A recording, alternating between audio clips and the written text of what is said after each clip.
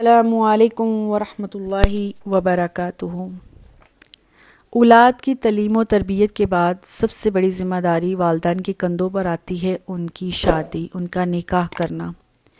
اور اللہ کے نبی صلی اللہ علیہ وآلہ وسلم نے بھی یہی فرمایا، النکاح من سنتی، نکاح میری سنت ہے، یا معاشر الشباب من استطاع منکم الباءۃ فلیتزوج، اے نوجوانوں کی جماعت تم میں سے جو طاقت رکھتا ہے وہ شادی کرے۔ تو دوسری طرف اللہ کے نبی صلی اللہ علیہ وسلم نے یہ بھی فرمایا کہ جیسے ہی اولاد بالغ ہو جائے والدین اس کا نکاح کر دیں۔ اب نکاح کرنا کوئی آسان کام نہیں ہے۔ رشتہ ڈھونڈنے کے لیے اللہ کے نبی صلی اللہ علیہ وآلہ وسلم نے بھی جو چیزیں فرمائی ہیں وہ یہ ہے کہ خاندان دیکھنا، حسب و نسب دیکھنا، فنانس بھی دیکھنا، اور سب سے اوپر دینداری دیکھنا۔ تو یہ ساری چیزیں جب بچے اور بچی کے لیے ڈھونڈی جاتی ہیں تو ملتی نہیں ہیں۔ اگر کبھی فائنینشلی کوئی اسٹرانگ ہے تو تعلیم و تربیت پیچھے رہ جاتی ہے، تعلیم و تربیت ٹھیک ہے تو فنانس نہیں ہے، ظاہر بچی کو نان و نفقہ کا بھی مسئلہ ہوتا ہے۔ اسی طرح سے کئی جگہوں پر یہ سب چیزیں ہوتی ہیں تو دینداری نہیں ہوتی، بچی جا کر وہاں پر جہنم والی زندگی گزارتی ہے۔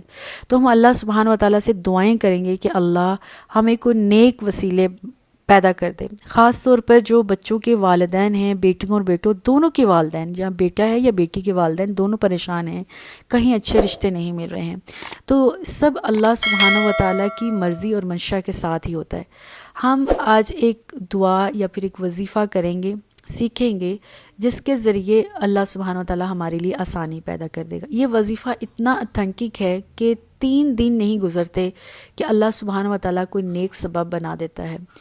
اور اگر بچی یہ وظیفہ کرتی ہے انشاءاللہ تو اللہ سبحانہ و تعالیٰ بچی کا نیک صالح کوئی سبب بنائے گا، بیٹا ملے گا، یعنی جو بچی کا ہونے والا شوہر وہ نیک صالح ہوگا، تعلیم یافتہ ہوگا، اور اس کے ساتھ ساتھ جہیز اور جائیداد کی کوئی لالچ والے لوگ نہیں ہوں گے انشاءاللہ۔ اور اگر بچہ پڑے گا، جو بھی ہم دعا پڑھیں گے انشاءاللہ، تو اگر کوئی بچہ ہے، بیٹا ہے، اس کو بچی رشتے کے لیے، شادی کے لیے وہ ڈھونڈ رہے ہیں، تو اس وظیفے کے بعد اس کو انشاءاللہ اچھی صالحہ بیوی بھی ملے گی، اور ساتھ ساتھ اگر اس کی جاب بھی فی الحال نہیں ہے، فنانس اتنا سٹرونگ نہیں ہے، یا کوئی کاروبار نہیں ہے، تو اللہ اس رشتے اور اس دعا کی برکت سے اللہ سبحانہ و تعالیٰ اس کو اچھی جاب اور اچھا کاروبار بھی عطا فرما دیں گے شادی سے پہلے ہی۔ سورہ القصص پارہ نمبر 20 اور آیت نمبر 24۔ سورہ القصص پارہ نمبر 20 اور آیت نمبر 24 ہے۔ اس میں ایک آیت ہے، رب انی لما انزلت الی من خیر فقیر، اے میرے اللہ بے شک تو مجھے اس فقیری محتاجی میں بہترین چیز عطا فرما۔ ربی انی لما انزلت الی من خیر فقیر، حضرت موسیٰ علیہ السلام جب گھر سے گئے ہیں تو راستے میں ان کو بھوک اور پیاس نے ستایا، ایک درخت کے نیچے بیٹھ کے اللہ تعالیٰ سے یہ دعا کی۔